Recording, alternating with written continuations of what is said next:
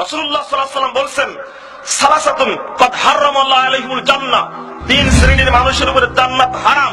আবারও বলছি, আল্লাহ রাসূল বলেন তিন শ্রেণীর মানুষের উপরে জান্নাত হারাম।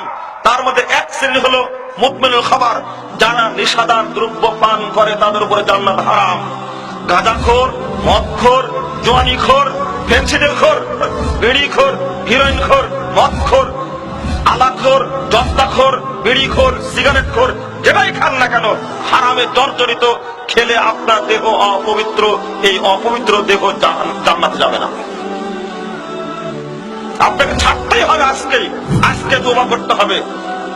2 নম্বর হলো লাক্কু, যারা পিতামাতার অবাধ্য তারা জান্নাতে যাবে না, জান্নাতের উপরে হারাম। পিতামাতাকে দেখতেই হবে মৃত্যু পর্যন্ত, পিতামাতাকে ছাড়া যাবে না, পিতামাতার খেদমত করতেই হবে।